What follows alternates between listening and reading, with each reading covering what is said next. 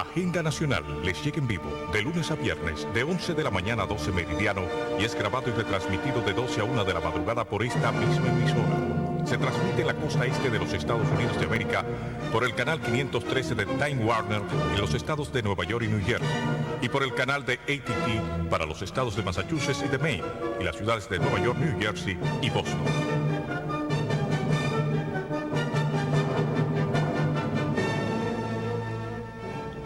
Saludos dominicanos en todo el territorio de la República y en ultramar en la costa este de los Estados Unidos de América e igualmente a todos sus habitantes de habla hispana. Hoy martes 2 de julio del año 2002 les traemos otra edición de Agenda Nacional. Este programa sustenta los valores de la libertad y la democracia y el derecho de los dominicanos y los latinoamericanos al desarrollo económico y social con apego y respeto a los principios de soberanía y autodeterminación que sustentan y hacen posible la convivencia pacífica de pueblos y naciones, para identificar y analizar los obstáculos que han impedido e impiden que alcancemos la condición de vida y la felicidad a la que somos acreedores. Les habla Leopoldo Espaillat y para llevar adelante este programa contamos como siempre con la ayuda y colaboración de nuestro amigo el licenciado Roger Orlando Piña.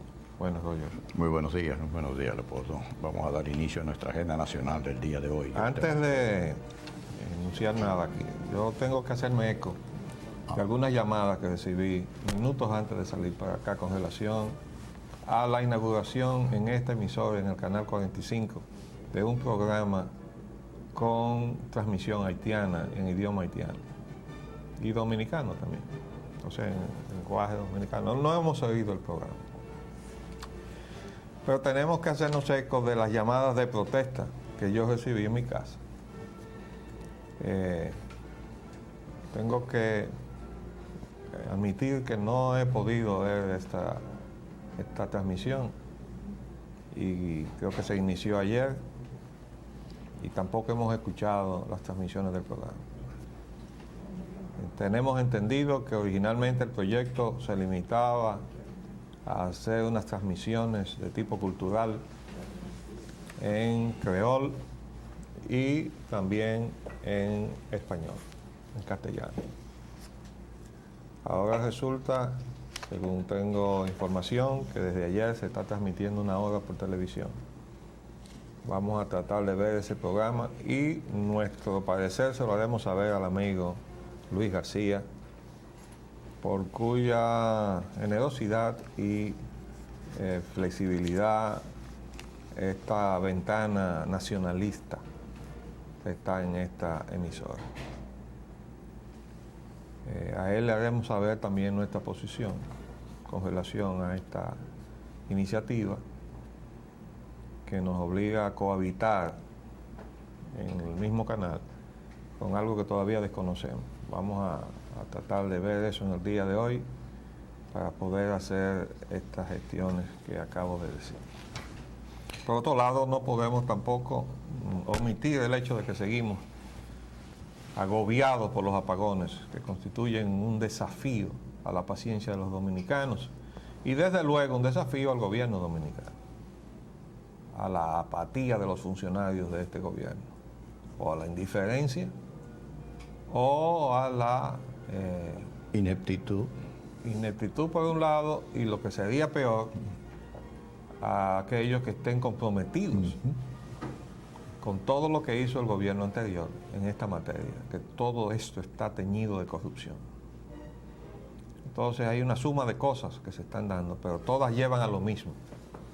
El pueblo dominicano está cansado de esto. Y todos los días salen nuevas evidencias del engaño del que fuimos objeto.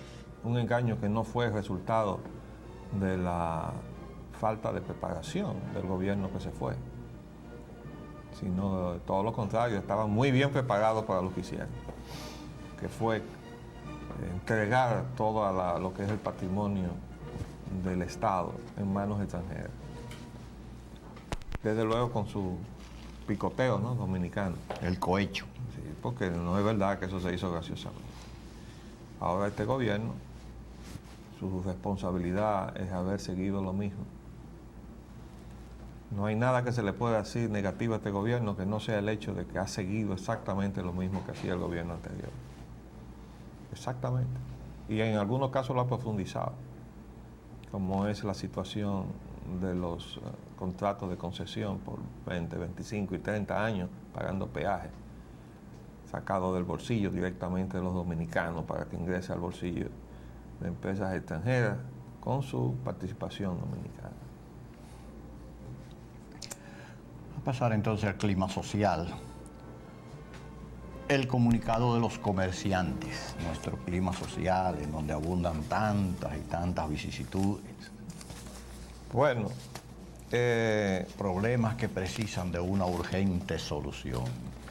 esto sí, es un comunicado que salió en el día de ayer.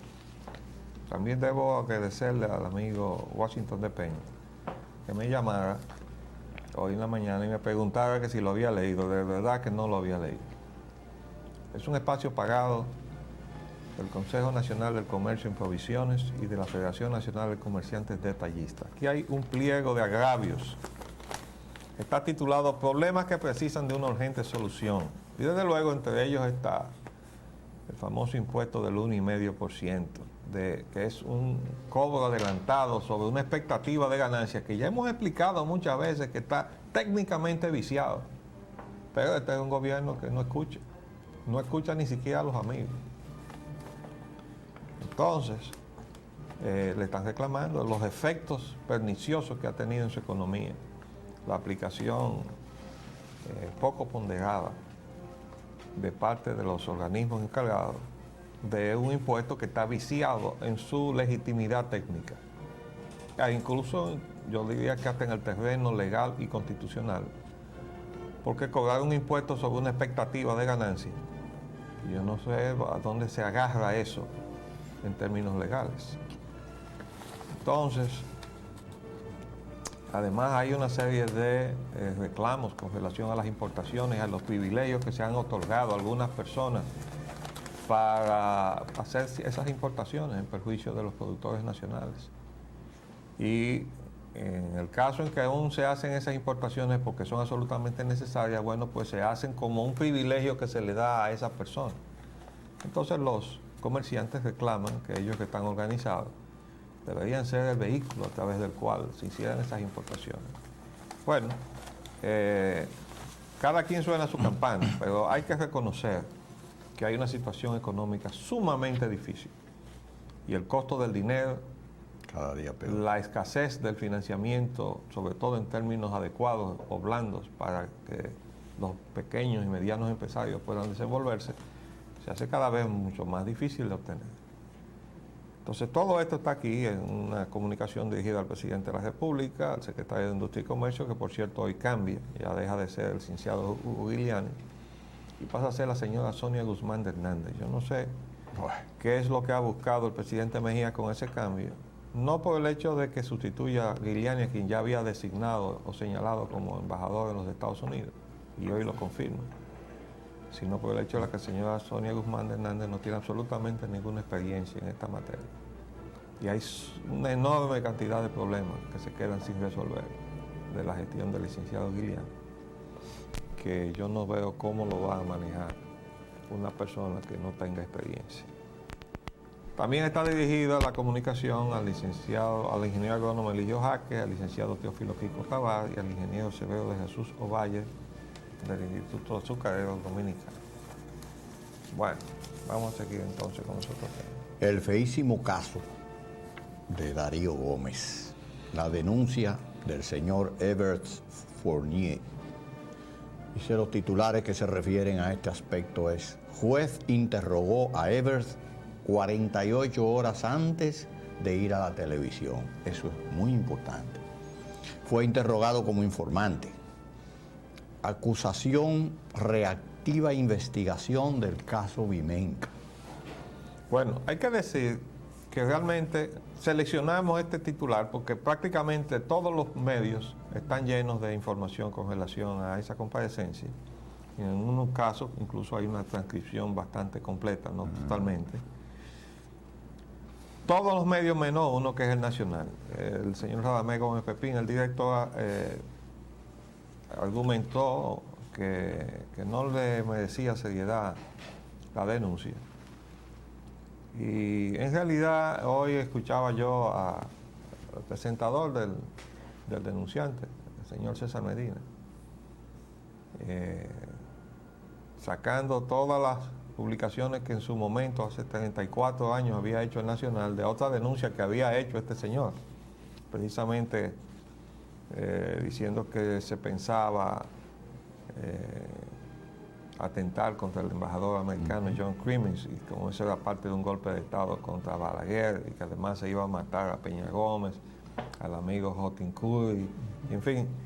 Y todo eso mereció un enorme despliegue que mostró el señor César Medina en su programa. Pero yo creo que hay que dejar de lado ese tipo de problema que cae en el ámbito del celo entre periodistas, a ver quién se anota el mérito de un palo periodístico, como le dicen, en su jerga. Para ir al fondo del asunto, nosotros ayer decíamos que esto no se podía ni asumir todo lo que se dijo, ni tampoco desecharlo todo. Es decir, había que investigarlo. Y la preocupación nuestra era quién iba a hacer la investigación. Sabemos, y dice la prensa, que el presidente de la República se reunió con el secretario de la Fuerza Armada, con el jefe de la policía. Salió una declaración diciendo el jefe de la policía que no se conocía los de Cobra. Bueno, y yo entiendo que jefatura no lo conozca. Sí. ¿Verdad? Pero hay informaciones también en los mismos diarios de que la existencia de esa unidad era real y que estaba comandada por quien dicen que estaba comandada. No, es que la situación la explicó el mismo jefe de la policía. No, el mismo denunciante, porque él dijo que claro, desde el momento en que quitaron a Bencosme Candelier de la posición en que estaba, el aparato, la organización se desmanteló. Él cobraba directamente con hermanos de Bencosme Candelier y en efectivo, igual que el resto del personal de esa unidad, pero que esa unidad sí era conocida por la policía. Entonces eso sí salió en la prensa, en uno de los titulares que decía que la policía sí conocía, creo que fue en el mismo listín, bueno, por ahí anda. Por ahí anda. Una información de que, bueno, sí, eso existió. No existe ya. Igual que la aclaración que hace el secretario de la Fuerza Armada, ese señor no pertenece al J2, perteneció al J2. O sea, esa credencial que él mostró es una credencial vieja. Ahora, eso indica que hay un descuido de que cuando se le entregan credenciales de ese tipo a gente, después no se hay que recogerla después, porque esa gente se queda con ella y después hace uso de ella, ¿no? Entonces, yo creo que nosotros tenemos por delante la necesidad de hurgar. Es ya alentador el hecho de que ese señor ha provocado que se reanude la investigación de lo del crimen de Vimenca. Sí. Y aparece como que ya hay algunas cosas que se están comprobando, ¿no? Y oí un comentario en la televisión como que el fusil que él había dicho. Eso decía César Medina en la mañana, que no lo corroboraba, pero ni lo daba. Que ya había aparecido. Que había aparecido el fusil, pero yo leí en la prensa y vi el retrato de las personas que fueron a la policía fue a Guaranico, donde él señaló que estaba. Y el reportaje que se hace desde ahí no señala que en el registro se haya... Bueno, vamos a ver. Lo importante es que se trabaje y que se investigue y que se llegue al fin y al fondo de todo esto. Porque el país no aguanta más esta situación. No la aguanta más. Vamos a entrar a la reforma constitucional. Cobertura periodística menos nacional. La reforma constitucional, un camino minado gracias al PPH, antiguo PRD, y al PRSC. El PLD expulsa 10 diputados por apoyar la reforma. Lila dice, sectores del gobierno tratan de desconocer los acuerdos. Bueno, aquí está esto. Bueno, ya comenzaron. Porque lo primero que se hizo fue que hubo una objeción de parte del doctor Balaguer a que se eliminara la primera vuelta y el 50%.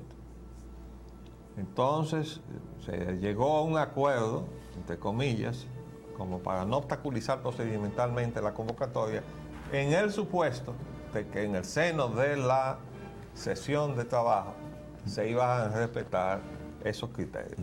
Bueno, ahora parece que eso no va a ser así. Y esto parece pues como una especie de ¿cómo es? En conflicto entre mafiosos, ¿verdad? Sí. Pero bueno, todo eso va a ir a repercutir ya a la Asamblea Revisora. Y cuando se llegue ahí, se va a saber dónde está el arranca cebolla. Bueno. Ya están los porcentajes, dando los números, no que si va a ir se necesitan tanto, pero que entonces fulano, y así está el asunto. Pero de todas maneras ellos tienen en marcha todo su proceso y van avanzando.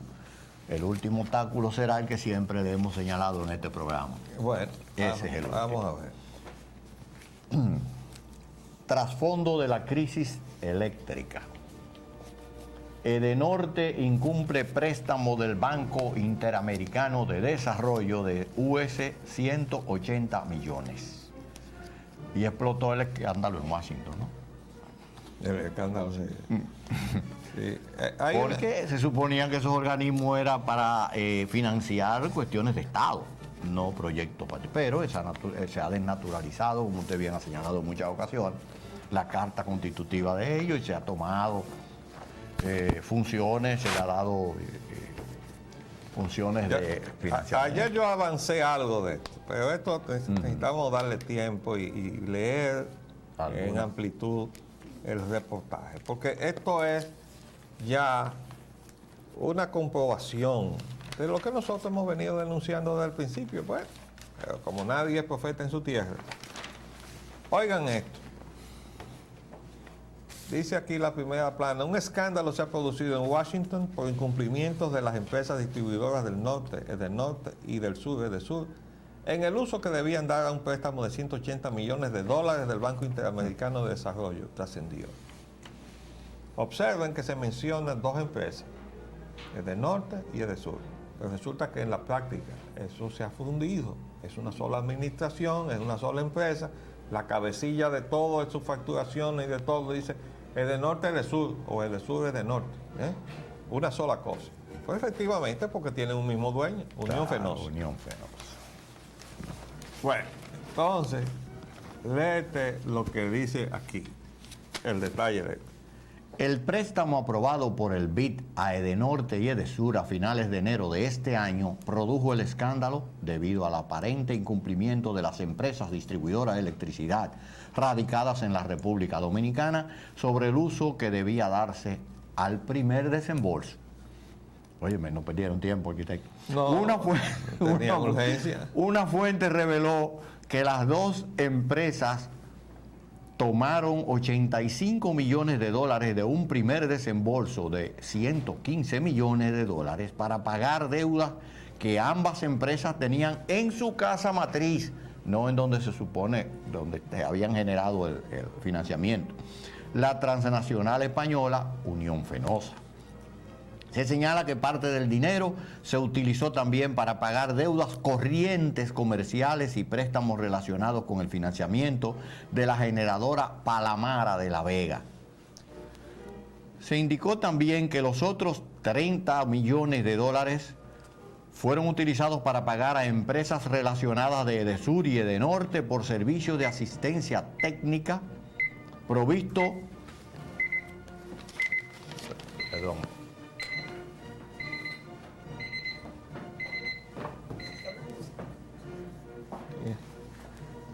Se indicó también que los otros 30 millones fueron utilizados para pagar a empresas relacionadas de Edesur y Edenorte por servicios de asistencia técnica provistos y que ya habían sido incluidos en el cargo administrativo de 2.75% de los ingresos brutos que ambas cobran por la transferencia de conocimientos y tecnología al país en el negocio de la electricidad. Se informó que el presidente del BID ha ordenado una investigación del uso dado a los fondos. También que la empresa norteamericana Black & Veatch, que fue contratada para operar como ingeniero supervisor del uso de los recursos del préstamo, entregó el informe a Edenorte y Edesur, pero que el informe no ha sido entregado a todas las partes firmantes del acuerdo del préstamo, es decir, al Estado Dominicano, donde se incluyen representantes del gobierno de la República Dominicana y al propio BID. Se indicó también que un funcionario del BID que exhibió mucha diligencia para concretizar este préstamo y que visitó varias veces la República Dominicana, fue recientemente nombrado como vicepresidente de un banco comercial en España. Aguanta un momento ahí. Yo quiero decir que no es la primera vez que un funcionario del BID viene a la República Dominicana a hacer negocio. Esté claro, que aquí todo el que está en el medio sabe perfectamente a quién yo me refiero. Este señor vino aquí a hacer negocio y le sacó mucho provecho a su estadía aquí representando al BID en la República Dominicana. Y no es el único. Hay otros que también vienen a hacer negocio, incluyendo representantes diplomáticos. Se desconoce si este nombramiento está relacionado o no con esta operación. Qué chistoso. Edenorte y Edesur tenían a finales del 2001 una deuda de $200 millones con su matriz, la transnacional Unión Fenosa. Por este préstamo, Unión Fenosa cobraba una tasa de interés del 24%, más de 4 veces la tasa preferencial sobre préstamos vigentes en España en el 2001, que fue de 5.68%. Ay, man. Se ha dicho en reiteradas ocasiones que a través del abultamiento de los costos financieros, Edenorte y Edesur han inflado los gastos para mostrar pérdidas que aquí, mientras logran transferir enormes beneficios a su casa matriz, la Unión Fenosa, en España. Solo en el 2001, las dos empresas, Edenorte y Edesur, asentaron gastos financieros por un total de 996.9 millones de pesos dominicanos, cuando en realidad estos gastos financieros no debieron sobrepasar los 235.9 millones de pesos. Aguanta un momento y vamos a hacer un paréntesis para atender nuestro compromiso comercial.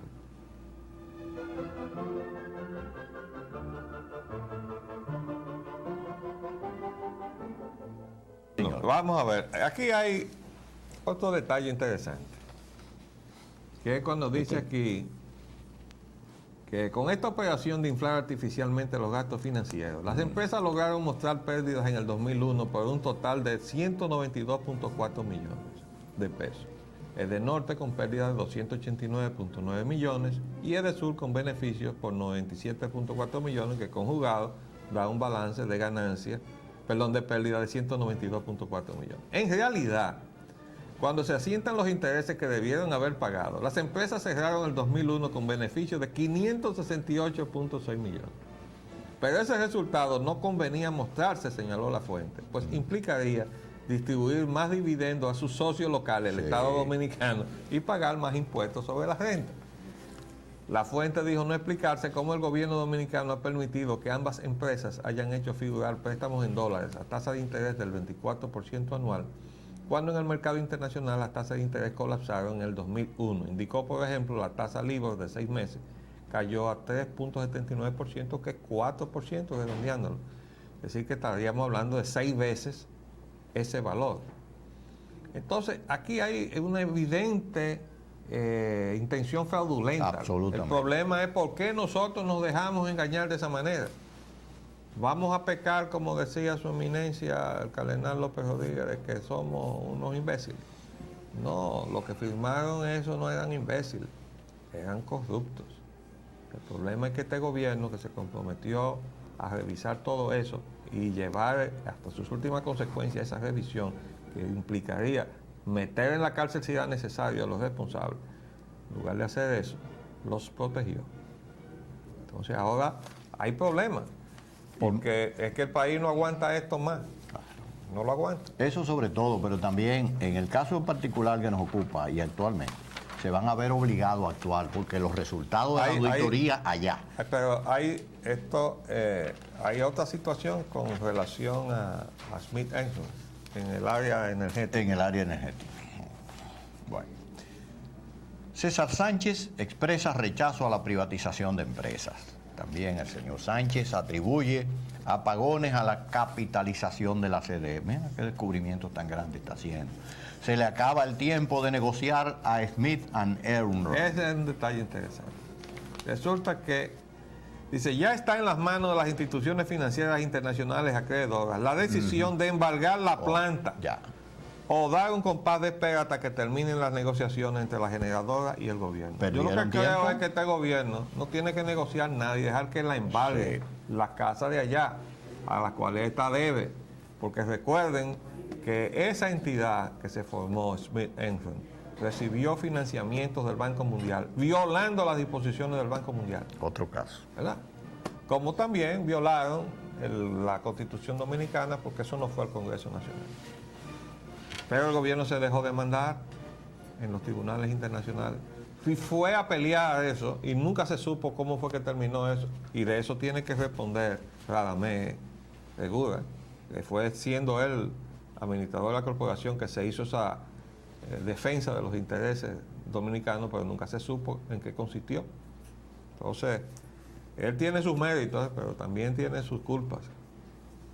Entonces, hay esa situación. Hay que recordar que días antes, o ya habiéndose anunciado el escándalo de la Enron en los Estados Unidos, la CDE le pagó 16 millones de dólares. Que ahora tuvieran en cartera, si no lo hubieran hecho. Aquí, y nosotros preguntamos, ¿y cómo se hace una cosa así? Bueno, ahora mismo lo que tiene que hacer el gobierno es echarse para atrás y dejar que las acciones que hizo esa empresa produzcan sus consecuencias, que la embarguen y que se lleven la planta. Eso es lo que nosotros queremos, que se lleven eso de ahí, porque si se queda ahí, corremos el riesgo de que los funcionarios desaprensivos que tenemos por todas partes terminen comprando la porquería esa. Haciéndose de ella sin invertir un centavo. ¿Quién? De los funcionarios. Se hacen de la propiedad de la planta sin haber... No, es peor. Nos centavo. van a obligar a nosotros, como Estado, a comprar la porquería, para ellos quedarse con una comisión. Para ellos quedarse con él. ¿Verdad? Porque ya sabemos que eso no rinde absolutamente nada. Eso fue técnicamente un desastre. Lo dijo también Segura. También tenemos otro titular. Sí, dice, el gobierno se ha librado de 3 contratos con la IPP, con las IPPs. Sí. Bueno, pero fíjense bien, las IPP, que son unas siglas en inglés, Independent Power Producers, o sea, productores de energía independiente. Pero como todo esto no vino de fuera y hecho contratos en inglés, se le ha quedado lo de IPP, ¿verdad? El gobierno lo que está quitándose de arriba, el tener que comprarle caro para venderle barato a las distribuidoras, quitándose ese problema, porque le está representando buscar un dinero para hacer eso. Pero resulta que nadie está pensando en cómo bajarle el costo de la energía al pueblo dominicano. La CDE, el gobierno, va a tener más dinero para gastar en otra cosa y nosotros vamos a seguir pagando la energía cara, porque ninguna de estas gestiones va encaminada a rebajarnos el precio de la energía, que es varias veces el valor que paga o el precio que paga el consumidor norteamericano en una sociedad opulenta como son los Estados Unidos. Y nosotros un país pobre, entonces tenemos que pagarle a empresas extranjeras una energía que es 3 o 4 veces el precio que le paga el consumidor norteamericano por la energía que consume, que además es estable, que no hay apagón, excepto en California, que la Enron se encargó de llevar una crisis a California para extorsionar a los consumidores de California. Lo que pasa es que allí el gobernador tuvo por obligación que ponerse del lado de los consumidores, de los ciudadanos. Entonces ahí se le acabó la fiesta y ahí comenzaron los problemas, ¿no fue así? Sí, y hoy en día también le ha emprendido una demanda, le ha incoado por 1.500 millones de dólares a la Enron de pérdidas ocasionadas a los usuarios del servicio de la Enron en California. Ayer estábamos nosotros reclamando que de la indefensión en que nos encontramos nosotros, es que cuando a estos señores se les ocurre darnos apagones como nos están dando, también nos dejan sin agua. Entonces ese factor agravante no está contemplado por ninguna parte para que siquiera le quepa una prisión, ¿verdad? Un arresto domiciliario, o qué sé yo, además de la multa o la indemnización de la que somos acreedores por incumplirnos con nuestros servicios. Bueno, porque nos dejan sin agua. No, pues tiene que haber una penalidad fuerte para eso, ¿verdad? Porque lo están haciendo expresamente. Vamos. Bien, ahora pasamos a las relaciones entre nuestro país y el vecino país de Haití. En ese ámbito, el titular siguiente dice, Unión Europea liberaría fondos asignados a Haití. El presidente Mejía lo solicitó. También sigue diciendo, piden diferenciar mano de obra de República Dominicana de la haitiana. ¿Y por qué piden esa diferencia? Bueno, vamos primero con el primer titular. Aquí dice que el canciller español Josep Piqué dejó entrever de que la Unión Europea dejó entrever la posibilidad de que la Unión Europea revise las sanciones económicas y políticas impuestas a Haití, sobre todo por estar consciente del efecto negativo que esto tiene para la vecina República Dominicana. Esto es en consecuencia de que el presidente Mejía, en su discurso, apeló a las naciones reunidas allí y le hizo una reflexión sobre esa situación que tiene la República Dominicana. La verdad es que España debería ser, quizás, de todas las naciones, la más comprometida en la defensa de la República Dominicana respecto del problema de Haití. No parece que es así hasta ahora. Vamos a ver qué rol juegan en, por lo menos, quitarle el torniquete a Haití, porque ese torniquete apretado allá lo que hace es que exprime para acá, hacia el territorio dominicano, para agravar la situación de esa migración ilegal que tenemos que seguir combatiendo todos los días. Salen informaciones de que se sacan cientos y miles, pero rebotan allá, vuelven otra vez y entran. Esta es una situación que tenemos que enfrentar, ¿eh? No podemos seguirle dando vueltas. Y si es necesario, hay que ponerle un expediente a Haití en algún organismo internacional para decir que violaron y violan el acuerdo que se firmó en Washington el 31 de enero de 1938, con el cual se finiquitó con una indemnización el incidente fronterizo y consecuencia de la orden de Trujillo de matar a unos 7,000 ciudadanos haitianos en suelo dominicano. Entonces hemos dicho y repetimos, la tragedia que representó aquella muerte ha oscurecido el hecho de que esos 7,000 ciudadanos haitianos estaban en suelo dominicano. ¿Qué hacían en suelo dominicano? Después de haberse firmado, después de haberse entregado o haberse revisado la línea fronteriza y haberle entregado a la República en el año 35 2,000 kilómetros cuadrados adicionales a Haití. Entonces, ¿cómo es posible? Es que no van a respetar nada. Ese es el problema. No van a respetar nada ni nunca. Bueno, van a depender que nosotros nos hagamos respetar. Si nosotros no nos hacemos respetar, es como si usted está en su casa y el vecino suyo se para en la puerta y le insulta a usted o insulta a su esposa o atropella a sus hijos y usted no hace nada. O que es peor, venga y se meta en su casa y comienza a disponer de lo suyo. Porque en eso que estamos, ellos ya están metidos aquí en la casa de nosotros. Esta es nuestra casa.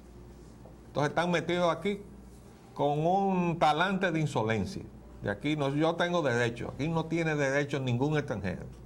Aquí solamente tiene derecho los dominicanos de nacimiento y origen o por nacionalización, de acuerdo a la ley. Después ningún extranjero tiene derechos en este país. Los derechos humanos, que no se le pueden conculcar, pero a todo el que esté ilegal en este país, la soberanía de esta nación le da la facultad de agarrarlo por un brazo con mucho afecto, pero muy firmemente, y llevarlo a donde tenga que llevarlo. Si es a un avión, hacia afuera, o si es en un bote, hacia afuera, o si es en la frontera, hacia afuera. No tenemos que quedarnos con nadie aquí de manera ilegal, a menos que pequemos de irresponsables. Ahora, en cuanto a lo de la mano de obra, se hace reclamo viene de un extranjero, y aquí se hace un reportaje, dice Alain de Janvier, profesor de recursos agrícolas y económicos de la Universidad de California, pues esto parece que es francés, favoreció que el Estado haga fuertes inversiones para diferenciar la calidad de la mano de obra de los dominicanos y de la haitiana. ¿Y qué tenemos nosotros? ¿Pero qué tiene que ver eso? ¿Qué es lo que tenemos nosotros que diferenciar? No tenemos que diferenciar nada. Lo que tenemos nosotros que evitar que la mano de obra haitiana esté aquí. Proteger la mano de obra dominicana. Y proteger nosotros, claro que tenemos que enseñar a los dominicanos a que aprendan un oficio, a que mejoren en la disciplina en que se hayan decidido embarcarse o vivir, que van a ganarse el sustento, ¿verdad? Pero no porque tenga que diferenciarse de la haitiana. No, por superarnos nosotros mismos. No, sencillamente Tenemos las instituciones para ser mejores. tecnológicas, Infotep y todo lo demás, los institutos tecnológicos del país. Entre las cosas que dijo este señor, no, fue otro de los presentes, porque esto fue un evento que hubo aquí. Dijo, lo que más impacto ha tenido en la pobreza en el mundo es la detención de la inflación. Esto ayuda, dijo, a fortalecer el poder adquisitivo del pobre. Bueno, ¿qué pasa? Que aquí estamos haciendo lo contrario. A través de la devaluación, estamos contribuyendo a la inflación de los precios.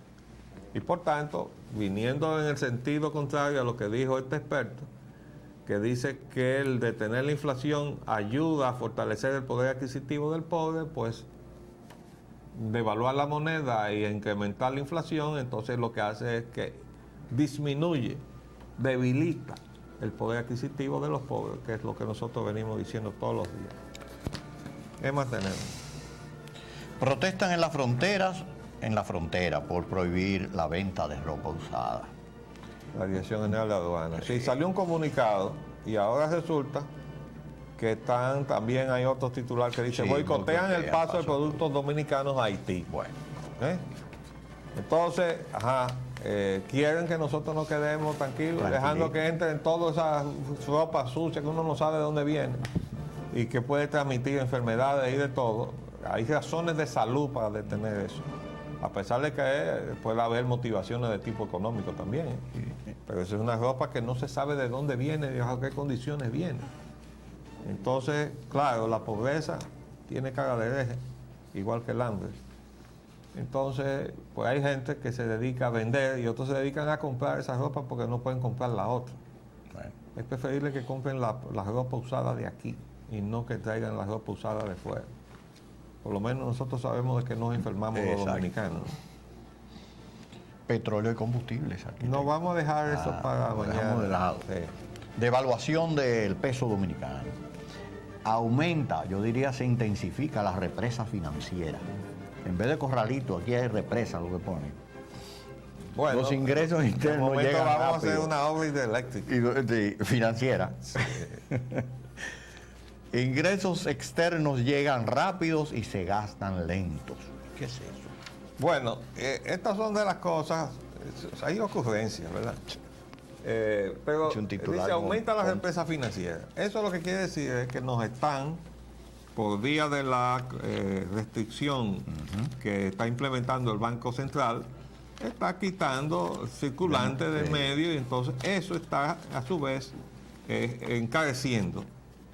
Ahora no encuentro. Otro de los factores que está precisamente contribuyendo a la inflación. Y dice aquí que durante los primeros 5 meses y medio de 2002, las autoridades monetarias incrementaron la llamada represa financiera que constituyen los valores en circulación del Banco Central. Las represas se han incrementado en un 63% al pasar a 2.091 millones desde diciembre del año pasado. O sea, la cantidad que han sacado de circulación. La política de restricción monetaria busca contener el alza del dólar, pero ha aumentado las tasas de interés y reducido la inversión. Bueno. Es decir, que los dólares que nosotros le estamos permitiendo que saquen sin control de nadie, entonces para evitar que se produzca un desplome catastrófico del peso dominicano, entonces lo hacemos retirando pesos de circulación, con lo cual acabamos de constreñir el comportamiento de la economía y por eso que usted no ve un peso por ninguna parte.